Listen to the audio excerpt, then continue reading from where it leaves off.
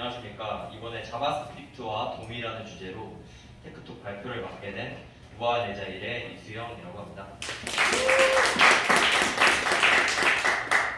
우선 목차부터 설명을 드리겠습니다.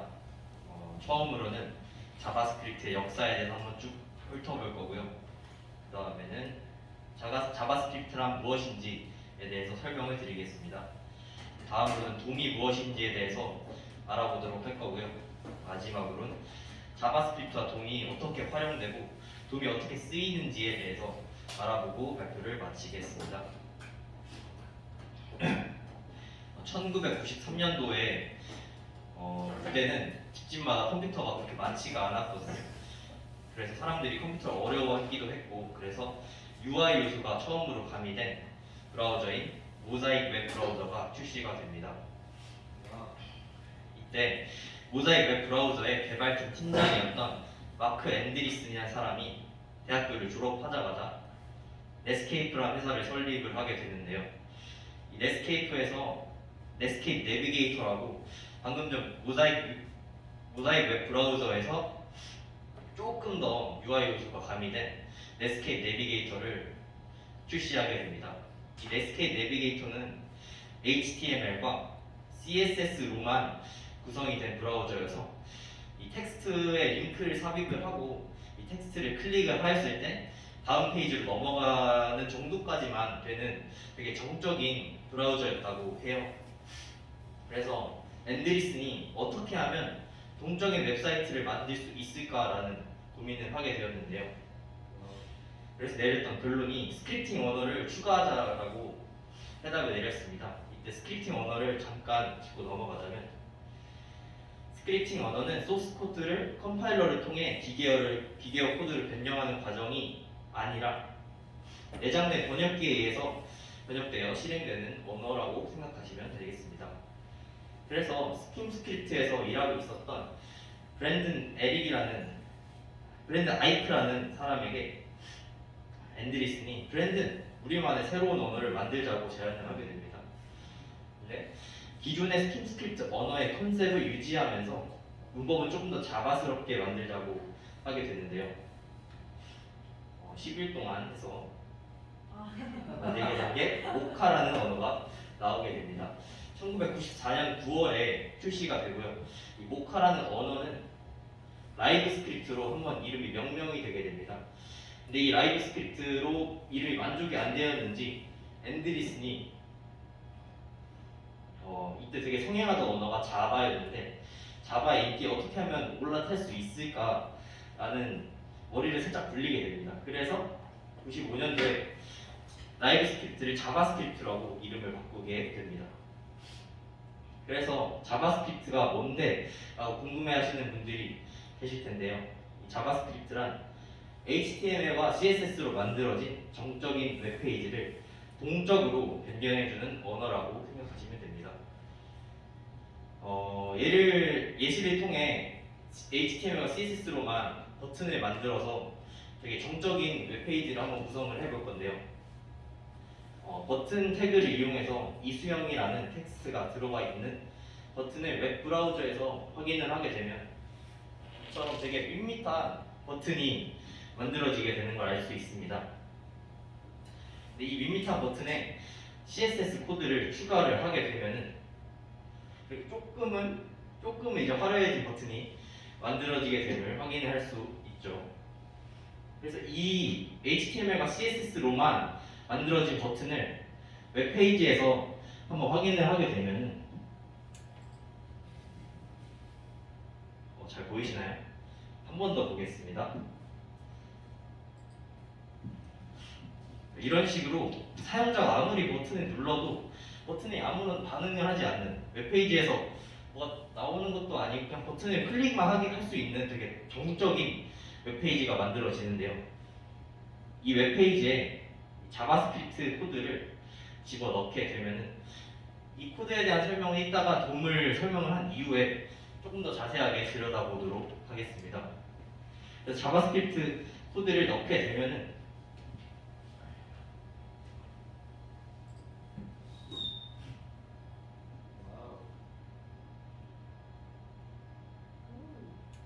한 번 더 확인해 보겠습니다. 이런 식으로 사용자가 이 버튼을 누르게 되었을 때 프롬프트가 나오게 되고 그 프롬프트에 입력값을 대입을 했을 때 이 입력값 그대로 이 버튼의 이름이 바뀌게 됨을 알 수가 있었고, 그래서 HTML과 CSS로 만들어진 정적인 웹페이지를 자바스크립트라는 코드를 추가하여 동적으로 변경해 줄 수 있음을 확인을 해볼 수 있었습니다. 그래서 여기서 의문점이 저는 들었는데요. HTML과 자바스크립트는 확장자가 서로 다른데 어떻게 자바스크립트에서 HTML을 정의를 하고 접근을 할 수 있는 거지라는 생각을 좀 해보았습니다. 그렇다면 자바스크립트 입장에서 HTML 문서를 보았을 때 과연 어떠한 데이터로 보일까요? 승기님 혹시 알고 계시나요? 문자열이요. 바로 맞히셨네요. 역시 문자열로 보이게 됩니다. 단순 문자열을 자바스크립트가 해석하고 활용을 할 수 있을까요? 힘들 것 같아요. 그렇죠. 단순 문자열을 물론은 랭스를 찍어가지고 문자열 길이를 계산하거나 아니 스플라이스로 문자열을 나눈다거나 이 정도는 할 수 있겠지만 단순 문자열에 접근해서 활용을 하지는 못할 겁니다. 그래서 저희는 자바스크립트가 활용할 수 있는 형태로 바꾸어줘야 하죠. 이때 자바스크립트가 활용할 수 있는 형태로 바꾸어주는 것이 돔이 되는데요. 돔에 대해서 좀 더 알아보자면 돔은 다큐먼트 오브젝트 모델로 한글말로 해석하면 문서 객체 모델 정도로 해석이 될 수 있습니다. HTML 내의 모든 요소를 정의하고 각각의 요소에 접근하는 방법을 제공을 하는데요. 한 예시를 통해서 어떻게 제공을 하는지, 돔이 어떻게 자바스크립트가 HTML 코드를 접근하고 정의를 할 수 있는지 한번 만들어보는 과정을 한번 예시를 통해 알아보도록 하겠습니다.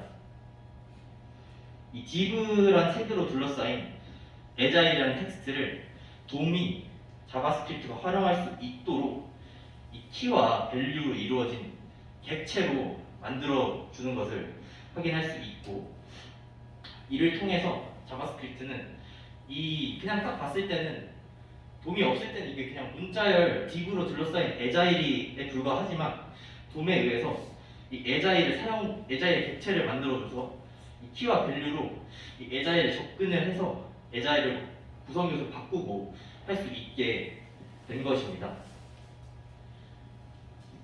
일반적으로 HTML 코드를 그냥 가져왔는데요. 이처럼 HTML이라는 가장 큰 태그로 둘러싸여 있고 그 안에 헤드가 들어있고 바디가 들어있으며 또 이처럼 상위 안에 하위가 들어있고 또 그 하위는 상위가 돼서 또 하위들을 품고 있는 이런 구조로 되어 있는데요. 이 HTML 코드를 브라우저가 HTML 코드를 읽게 되면은 이런 식으로 돔트리라는 걸 만들게 됩니다. 이처럼 돔트리는 HTML이라는 최상위 태그 안에 하위를 품고 있고 이 바디는 또 div를 품고 있고 이런 식으로 하위가 상위에 상속이 되어서 이런 식으로 접근할 수 있게 되고, 이 각각의 요소들은 돔에 의해서 이런 식으로 자바스크립트가 사용할 수 있도록 키와 밸류로 이루어진 객체로 구성이 되어 이 각각의 요소 하나하나에 이 자바스크립트가 접근을 해서 이 각각의 요소들을 바꿀 수 있게 되는 것입니다. 마지막으로 이 버튼 태그를 아까 앞전에 본 버튼 태그를 이용해서 어떻게 자바스크립트와 돔이 상호작용을 하고 돔을 통해 자바스크립트가 어떻게 HTML에 접근할 수 있는지 확인하고 발표를 마치겠습니다. 버튼 태그로 둘러싸인 이수영이라는 텍스트를 돔에 의해서 돔이 자바스크립트가 사용할 수 있도록 HTML 태그를 이런 식으로 객체로 바꾸어 줍니다. 그리고 저희는 자바스크립트 코드를 추가를 할 건데요. 이 document.querySelector로 인해서 이 버튼이라는 태그를 가지고 있는 이 녀석을 이 버튼이라는 저희가 상수에 담아서 HTML 요소를 가져올 수 있습니다. 그리고 이벤트를 줄 건데요. add event listener를 사용해서 이 이벤트가 무엇이냐, 클릭이라는 이벤트가 일어났을 때 업데이트 네임이라는 함수가 시작될 수 있도록 제가 이 두 번째 코드를 이용해서 이벤트를 줄 수 있습니다. 그리고 마지막으로 이 이벤트가 실행됐을 때 이 함수가 실행될 거를 함수를 정의를 해줘야 되는데요. 이 함수를 잠깐 설명을 드리자면 버튼이 클릭이 되었을 때 프롬프트가 나오게 되고, 근데 그 프롬프트는 새로운 이름을 입력해 주세요 라는 프롬프트가 나오게 되고, 사용자로부터 특정 값을 입력을 받는데 그 입력받은 값을 name이라는 변수에 저장을 하여 마지막은 버튼의 텍스트 콘텐츠 영역, 즉 이 부분을 사용자로부터 입력받은 name으로 바꿔주게 되는 것입니다. 이를 한번 영상으로 한번 확인해 볼 건데요.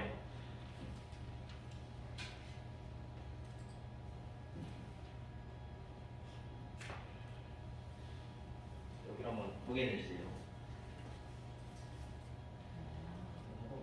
마지막 한 번 넣어보겠습니다.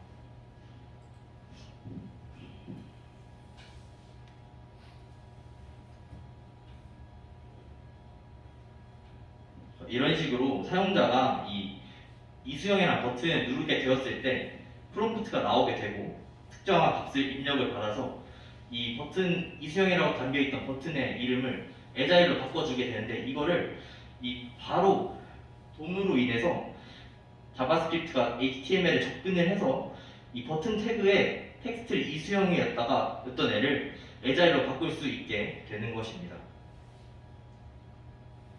이처럼 도움을 통해서 자바스크립트가 HTML에 접근할 수 있는 객체로 만들어주고, 저희는 이 도움을 통해, 도움과 자바스크립트 통해 웹페이지를 좀 더 정적이었던 웹페이지를 좀 더 동적으로 만들 수 있음을 이번 발표를 통해 알게 된 것입니다.